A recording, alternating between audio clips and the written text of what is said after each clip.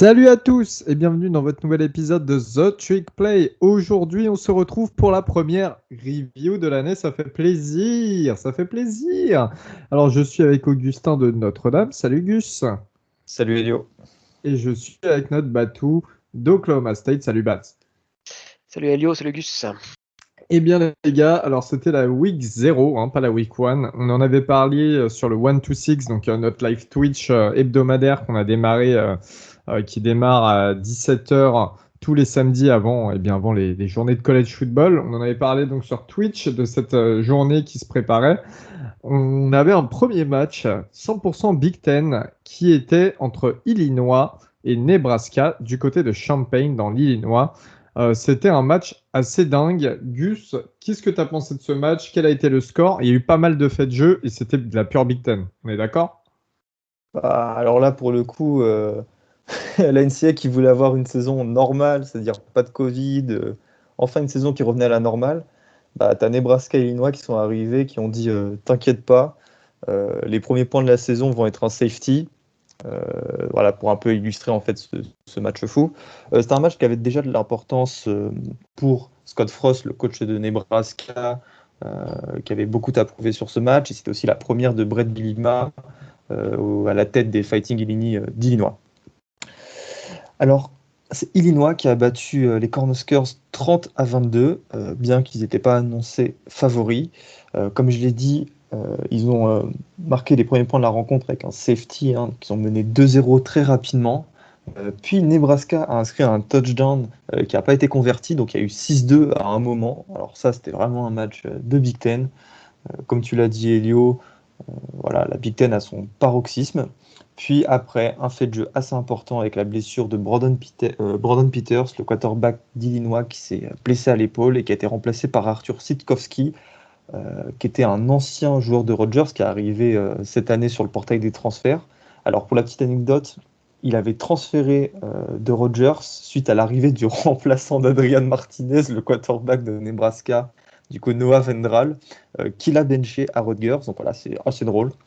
Et si dans un premier temps, en fait, ce remplacement avait fait très peur à Illinois en raison des statistiques de Sidowski à Rutgers, c'était 8 touchdowns pour 20 interceptions en 3 saisons. Il a fait un très très bon match. En témoigne notamment son box score où il a inscrit 2 touchdowns pour 0 interceptions à 12 sur 15 à la passe. Voilà, c'est lui qui a amorcé en fait la domination totale d'Illinois avec 21 points inscrits consécutivement. Dans le sillage d'un Adrian Martinez qui a été dégueulasse. Il y a eu encore en fait les mêmes scories si vous voulez. Nebraska, depuis plusieurs années, les special teams sont catastrophes. Ça fait des pénalités à des moments hyper importants. D'ailleurs, que là, sur ce match qui leur a coûté un touchdown, ça a fait des turnovers. Je pense à ce fumble d'Adrian Martinez. Ils n'ont pas réussi à inverser la tendance. Et ça a suffi à Illinois pour remporter ce match 30-22. Alors maintenant, la question qu'on se pose, c'est est-ce que ce premier match de la saison va être, ça va être le dernier de Scott Frost à Nebraska, mais est-ce que ça va être celui qui va amorcer la discussion d'un potentiel licenciement? C'est la question que je vous pose, Elio et Baptiste. Je dirais, moi, cette défaite-là, en fait, et c'est là où c'est le plus grave pour Scott Frost, c'est qu'en fait, c'est une défaite comme il en a connu maintenant une bonne vingtaine dans sa carrière à Nebraska, c'est-à-dire c'est les mêmes trucs. Les special teams qui sont complètement à la rue, tu as encore 2 transformations loupées, tu as ce safety complètement what the fuck, de Cam Taylor-Britt, c'était assez ubuesque comme action. T'as le linebacker Caleb Tanner qui fait un roughing de passeur et du coup après il taunte le quarterback. Résultat, ça annule une interception. Enfin, des erreurs d'une équipe qui devrait pas arriver en 4e année d'un coach, quoi. Donc c'est assez terrible. C'est assez terrible pour Lincoln Riley, en tout cas pour l'image qu'il donne. Et puis surtout que là, le pire en fait dans tout ça, Pour c'est Scott Frost, Scott Baptiste. Frost, pardon, Lincoln Riley, putain, Les le Roland lapsus, de fans le de lapsus. Oklahoma Ouais, State. alors là, On avait alors parlé de là, Lincoln Riley, de la calvasse de Lincoln Riley juste avant, c'est pour ça que je l'avais encore en off. Et là où c'est le plus terrible pour Scott Frost, pardon, c'est que en fait, il y avait que ces matchs-là à regarder sur cette week 0. Si tu fais ça en week 1 où tu as 12 000 matchs, bah, finalement, tu te dis, bah, il y aura toujours une équipe qui fait pire. Bah, là, pas de bol. C'était peut-être le seul match vraiment compétitif où les deux équipes se valaient de la week 0. Tout le monde attendait que ça. Et boum, tu as les yeux rivés de tous les fans de college football et tu sors cette performance qui est indigne, quoi. Martinez, il n'a pas été bon. Alors, il est sauvé par ce touchdown de 75 yards, mais en dehors de ça, c'est terrible, quoi. Quand il n'y a pas de progression de la part des joueurs, que ce soit au niveau discipline ou même au niveau même de leur talent sur le terrain, je pense que c'est un problème de coaching. Et là, très clairement, c'est un problème de coaching. Enfin, moi, je me fais vraiment beaucoup, beaucoup de soucis pour Scott Frost, quoi. Martinez, pour moi, il a été horrible. Sincèrement, le mec. Alors, pour illustrer un petit peu quand même qui il est, c'est un mec qui en 2018 qui était 4 étoiles, 7e meilleur dual threat du pays. Donc c'était une très grosse recrue pour Nebraska. Beaucoup de gens croyaient en lui. Il a un grand physique, il a un grand gabarit, il est athlétique. On sait qu'il a un potentiel pour faire des trucs. Il peut lancer quand même plutôt loin, je dirais. Et il peut Mais courir. d'année en année, il régresse. Et en fait, d'année en année, il régresse. Là, sur le match, quand je l'ai vu, enfin, je suis désolé, mais il y a des moments. Alors, ok, il fait sa course de 75 yards, mais quand ils sont en train de perdre largement Nebraska, mais il y a des moments où le mec a largement l'espace pour courir, tout ça. Je croyais que c'était un dual threat. Non, il se force à vouloir lancer. Il attend 10 secondes, parce que parfois, il a vraiment 5-6 secondes pour lancer. Et il se fait saquer ou il se prend des pressures, tu vois. Donc, moi, je l'ai trouvé catastrophique. Et encore une fois, comme l'a dit Baptiste, ça vient aussi d'un problème de coaching derrière. Et Scott Frost, pour moi, bah, à un moment, il faut commencer à se rendre à l'évidence. Alors, c'est que la première semaine, c'est le premier match. Mais peut-être que, voilà, la haute site n'est pas loin. Et je pense qu'en fin de saison, si ça continue comme ça, s'il y a au moins 3 matchs de ce calibre d'ici la fin de saison, c'est terminé pour lui. Malgré la belle histoire que, voilà, c'est l'ancien quarterback de la fac, machin, machin. Voilà. Il faut croire que Scott Frost a été le premier étonné, puisqu'il a déclaré après le match qu'il n'avait pas vu ce genre d'action en fait durant les spring practice cet été et ce printemps, et que ils avaient l'air tous, on va dire, abattus, même ébahis par ce qui s'était passé, comme si c'était pas eux qui avaient joué. Donc ouais, c'est plutôt inquiétant. Et là où évidemment vous avez souligné le problème de coaching, je pense qu'il y a un problème mental, un problème psychologique du côté de Nebraska, c'est que je pense que les joueurs ils ne croient plus en eux, quoi. Ouais, plus en eux et peut-être plus au coach. Je voulais quand même Et souligner. Ouais, vas-y. non, bah, c'était simplement pour montrer aussi l'impact du coaching. En premier quart-temps, la D-line de Nebraska a démonté l'OL d'Illinois. Moi, j'ai l'impression que ça va être c'est pour ça que d'ailleurs Tanner Morgan se blesse, hein, il se fait saquer, il se fait défoncer sur un sac. Et moi, je me suis dit, bah, c'est bon, c'est fini. Il y a le quarterback remplacé qui rentre, ça va être ça tout le match, quoi. Et bah non, on voit l'importance du coaching. Ils ont changé ce qu'ils devaient appeler. C'était des passes plus courtes, plus tranquilles. L'offensive line a fait ce qu'il fallait. Voilà, ça, c'est du coaching intéressant, quoi. Et de côté Nebraska, que dalle, quoi. Donc voilà, c'est l'impact du coaching. Non, mais je voulais souligner cette victoire d'Illinois parce que pareil, Illinois, c'est une équipe qui est un peu underdog, qui est pas trop considérée en Big Ten. Bielema, on en parlait pour la preview, c'est quand même un gros chantier pour lui. Et là, enfin, j'ai trouvé qu'ils ont joué avec de la rage, quoi. Voilà, ils ont tout donné sur chaque action, sur chaque truc. Alors, c'est pas parfait, c'est pas les meilleurs joueurs de Big Ten, mais au Loin de moins, là. ouais, loin de là, mais au moins, ça fait le travail face à Nebraska qui a quand même un potentiel meilleur sur le terrain. Et ça, fallait le souligner. Je tenais à rendre hommage à Illinois pour ce match. Tu as raison, et c'est très inquiétant pour Nebraska de perdre face à Ouais, Illinois comme ouais. ça. C'est très inquiétant. Alors là, ce qui va sauver un petit peu, c'est que là, les 3 prochaines semaines, il va pas se passer grand-chose. Ils jouent Fordham en week 1. Après, ils jouent Buffalo et après, ils vont à Oklahoma. Ces matchs-là, je pense pas que ça change grand-chose. C'est-à-dire qu'ils vont battre Fordham, ils vont battre Buffalo, qu'un nouveau coach.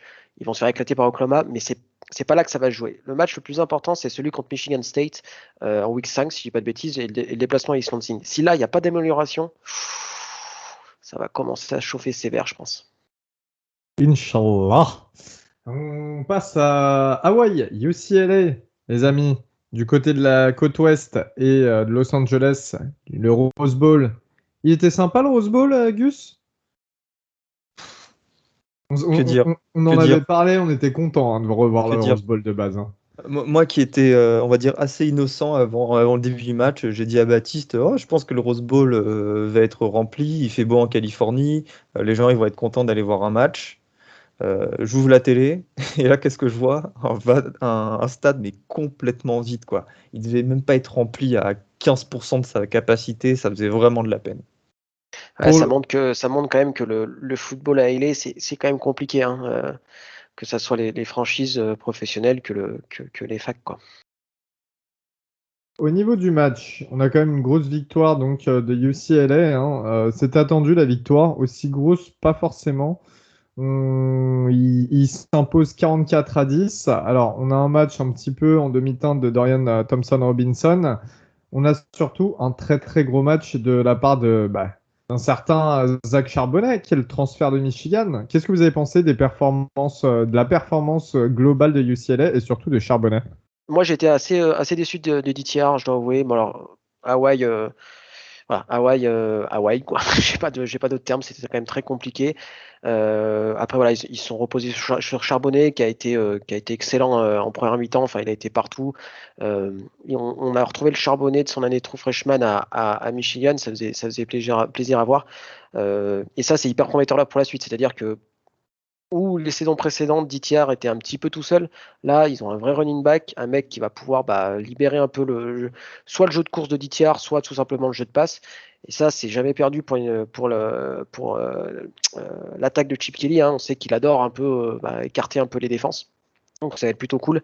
Après, je suis pas sûr qu'il y ait 12 000 conclusions à se tirer de ce match, tant la différence de niveau entre les deux équipes était importante, beaucoup plus importante que ce que j'aurais pu penser d'ailleurs. Puis le niveau de plaquage d'Hawaï, c'était assez aberrant. Je pense notamment au troisième touchdown de Zach Charbonnet où il arrive à se défaire de 6 défenseurs. Ouais, quoi. C'était du air plaquage, comme on dit. À défaut d'être du RKO, mais Zach Charbonnet, en tout cas, ouais, c'était assez étonnant son transfert, enfin, qui part de Michigan. Alors, on pense qu'il a voulu quitter le programme pour ce que devenait le programme, malheureusement, de Michigan, mais déjà là-bas, il était auteur de bonnes performances. Donc voilà. Pour l'instant, en tout cas, ça se passe bien pour ce premier match. Je voulais juste noter pour la petite anecdote, il y a du côté d'Hawaï, il y a Dior Scott qui a catché 2 ballons pour 35 yards. Dior Scott, vous l'avez connu si vous avez regardé la dernière saison de Last Chance You en football, qui était du côté d'Auckland, à Lane College, si je dis pas de conneries, et qui était un joueur qui avait une belle histoire, qui vivait à moitié dans la rue pendant une période, tout ça, voilà. Il avait réussi à aller du côté d'Hawaï après sa saison en JUCO. Il était en walk-on et je sais pas s'il a eu sa scholarship. En tout cas, il a joué du côté du Rose Bowl et ça, c'est toujours sympa comme histoire, voilà. On a eu un autre match. C'était, alors, le score était un petit peu encore plus attendu que ce UCLA Hawaii. C'était Southern Utah qui se déplaçait du côté de San Jose State. San Jose State qui sont très attendus. Moi, personnellement, je les avais mis en numéro 25 dans mon top 25 de pré-saison. Ils sont imposés largement, hein, 45-14, avec leur super senior Nick Starkel qui a été auteur de 4 touchdowns pour une interception, plus un touchdown à la course, 394 yards à la passe. Est-ce que, selon vous, messieurs, vous pensez que San Jose State, qui sort d'une très bonne saison 2020, peut continuer là-dessus, justement, sur cette lancée et nous sortir une très bonne saison 2021, apparaître, pourquoi pas, dans le top 25? Alors, complètement, parce qu'on voit que Nick Starkel, après avoir galéré du côté de Texas A&M et d'Arkansas, a enfin trouvé sa fac, son environnement pour réussir.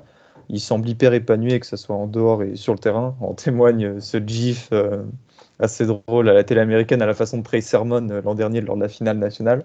Et puis, il pourra aussi compter en fait sur une équipe hyper expérimentée de retour. Hein. Je pense notamment à ce corps de running back de senior qui est très très performant. Donc non, franchement, c'est de bon augure pour la suite. Bon, faut pas tirer trop de conclusions évidemment face à une équipe comme Southern Utah.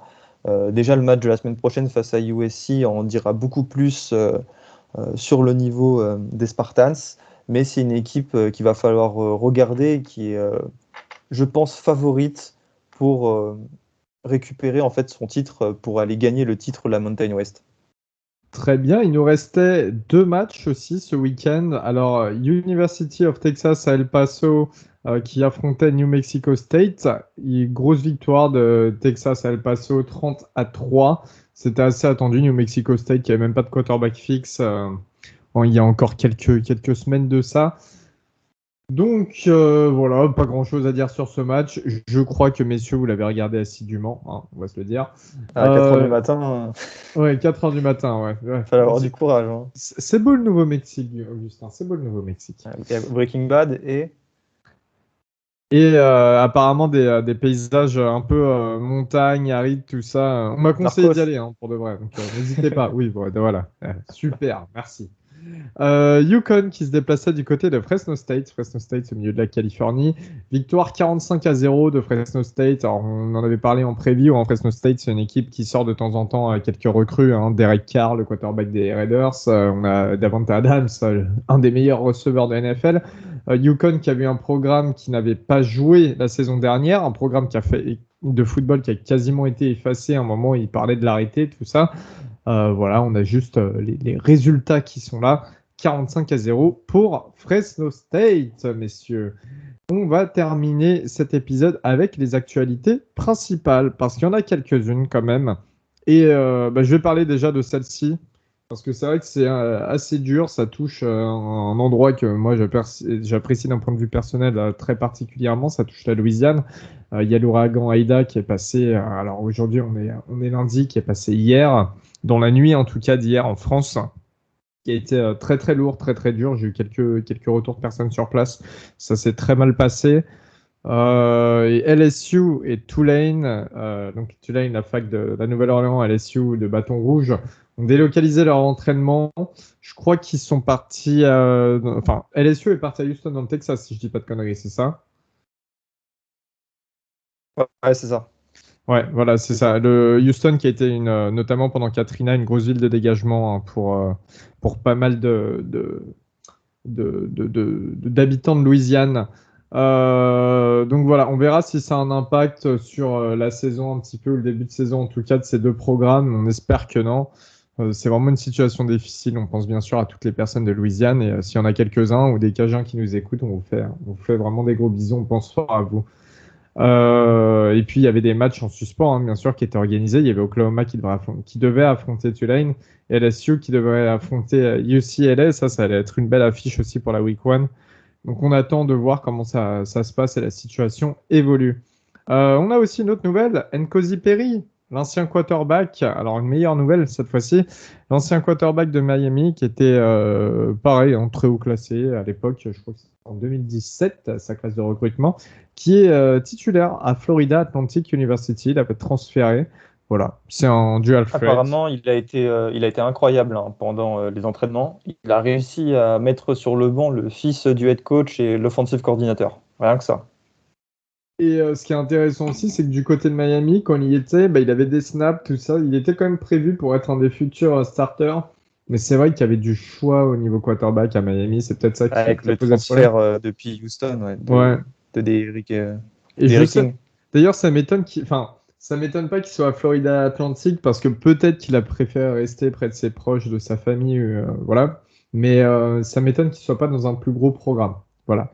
À mon avis, il a eu l'opportunité mais il a voulu rester dans son coin. En tout cas, on lui souhaite une très bonne saison. CJ Stroud, notamment, Et titulaire. pour rappel, c'est le bon vieux Willy Taggart hein, qui est coach de FAU. Exact, ouais. Ancien head coach d'Oregon pour une très longue saison et de Florida State pour 2 petites saisons. Et en parlant de coach, Florida Atlantic portera sur son casque, sur son équipement tout au long de la saison des stickers en hommage à Howard Schnellenberger, ancien coach légendaire notamment de Miami et de Florida Atlantic, qui est décédé cette année. On aura en autre titulaire donc CJ Stroud qui sera titulaire pour Ohio State, c'est officiel, on l'avait annoncé dans le 1-2-6.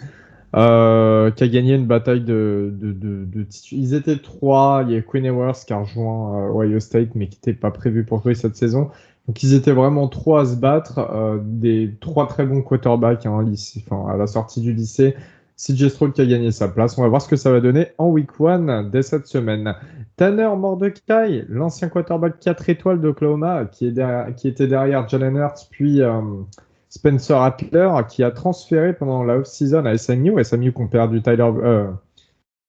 Shane Buechele du côté de la NFL. Eh bien, Mordecai a gagné cette saison sa place de titulaire à la place de Preston Stone, qui est un true freshman, qui est un 4 étoiles. Ça, c'était assez impressionnant, qui commit à SMU et qui est originaire de Dallas, hein, SMU qui se trouve à Dallas. Donc, Preston Stone, je le dis, grosse cojones d'avoir, avec son niveau, d'avoir commit dans un programme comme SMU pour rester local. Moi, j'adore ce genre de choses. Mordecai, en tout cas, qui sera le starter, c'est un senior. Voilà. Vous pensez que ça peut faire l'affaire pour remplacer un Buchele qui sort d'une très très grosse saison à SMU, les gars? C'est le choix de la stabilité en tout cas. Ouais, il avait été plutôt bon avec Oklahoma. Il retrouve le petit frère de Lincoln Riley en tant qu'offensive coordinator, plus Calcaterra tight end. Donc je pense que non, c'est le choix le plus sage s'il s'agit de gagner des matchs cette année. Alors peut-être pas pour le futur, parce qu'effectivement Preston Stone est peut-être plus talentueux, mais pour 2021, je pense que c'est le choix le plus intéressant.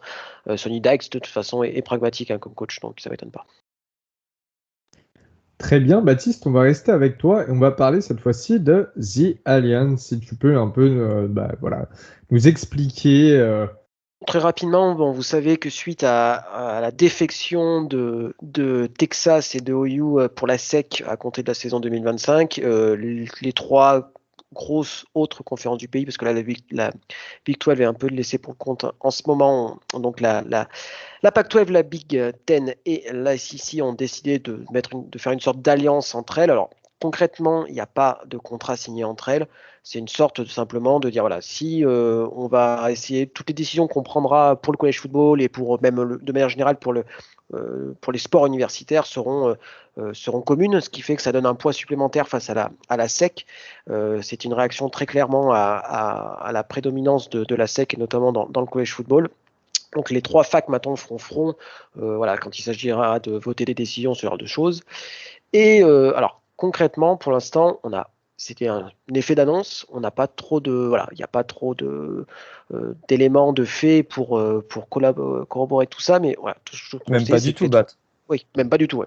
La seule chose, Je crois vas-y. qu'ils ont déclaré mot pour mot que c'était un contrat d'hommes. Ils se sont serrés la main et regardé droit dans les yeux. On sait qu'en général, ça finit toujours bien ce genre de choses. Mais on a eu un effet, on a eu une annonce un peu plus concrète. Il y a en fin de semaine dernière, on n'avait pas eu le temps d'en parler, on n'avait pas le temps d'en parler lors de 1-2-6. C'est le nouveau commissionnaire de la Pac-12, Kliavkov, qui a dit que le but à terme de cette alliance, ça serait que chaque équipe de conférence ne joue plus que 8 matchs de conférence, mais qu'ils aient un match à domicile et un match à l'extérieur contre deux équipes d'une autre conférence. On va prendre le cas, on va parler de UCLA par exemple. UCLA jouerait que 8 matchs de Pac-12 et aurait un match à domicile contre Purdue et un déplacement à Clemson. Voilà. Ça ferait 10 matchs contre une équipe du Power 5 et puis après, il y aurait 2 matchs supplémentaires un peu à leur convenance. Voilà, ça vous donne un ordre d'idée d'un peu de l'objectif en termes de calendrier pour ces membres de l'Alliance, on peut appeler ça comme ça. On dirait un mauvais truc de catch, l'Alliance quand même. La nouvelle Nexus. Ouais, c'est exactement ça. Et donc après, les facs auraient le droit de garder les matchs prévus. Alors on sait que je crois que pour UCLA, il y a des matchs contre Auburn qui sont prévus. Enfin voilà, ces matchs-là ne sont pas annulés. Voilà. Donc pour l'instant, beaucoup de bruit pour pas grand-chose, mais voilà, pas garder ça en tête que la Big Ten, la SEC et la Pac-12 font front contre la SEC de manière générale. Après, concrètement, on n'en sait pas plus.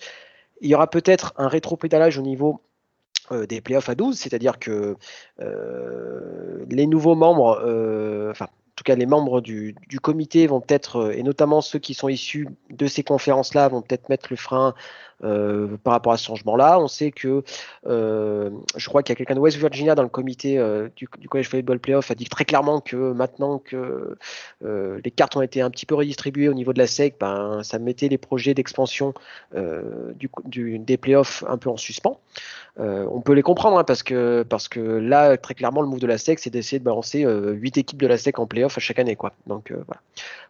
Alors j'espère que j'ai été assez clair dans mes explications.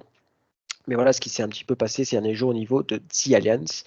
On en saura bien sûr un petit peu plus, sachant que je pense qu'il y a beaucoup de tractations avec les avocats, avec voilà, tout ce qui est juridique À en l'américaine, arrière-boutique quoi. Ouais. à l'américaine.